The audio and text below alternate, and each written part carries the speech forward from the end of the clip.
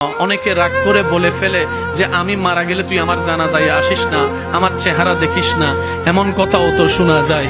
এই মানুষটা সবার জানাজায় যেতে পারে, নিজের মায়ের পেটে রক্তের ভাইয়ের জানাজায় যেতে পারছে না আজকে, ওই রাগের কারণে, ওই ক্ষোভের কারণে। কোন দুঃখে আজকে ভাই ভাই একটু জাগার জন্য একজন আরেকজনের চেহারা দেখতে রাজি হচ্ছে? কোন কোন কোন সে সম্পদ যেটার জন্য আজকে এক মার পেটের ভাই বোন একজন আরেকজনের চেহারা দেখতে রাজি হচ্ছে না? আমি শ্রদ্ধার সাথে বলি, এই এলাকা সম্পর্কে আমার কোনো জানা নাই, জ্ঞান নাই, ধারণা নাই, তবে আমার মন চাচ্ছে বলতে, তাই বললাম। আমরা দুনিয়াতে বেশি দিন তো আর বাঁচবো না, বাঁচবো আর কয়দিন, অর্ধেক হায়াত তো চলে গিয়েছে।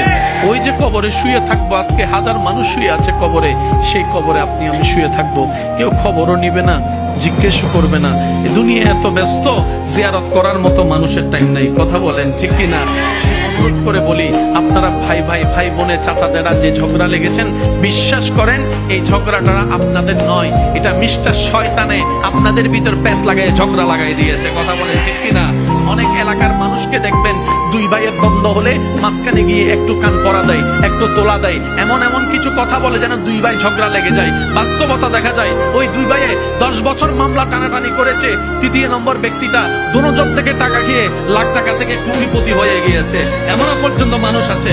মানুষ তো আমরা, রাগ তো থাকবেই, অভিমান তো থাকবেই, মান অভিমান তো থাকবেই, ভালো লাগা খারাপ লাগা তো সবারই থাকবে, সবই তো মানুষ, ঠিক না? তো সেজন্য দিনও আছে, রাতও আছে, গ্রীষ্মকালও আছে, শীতকালও তো আছে, কালের পরিবর্তন সবকিছুই তো হবে।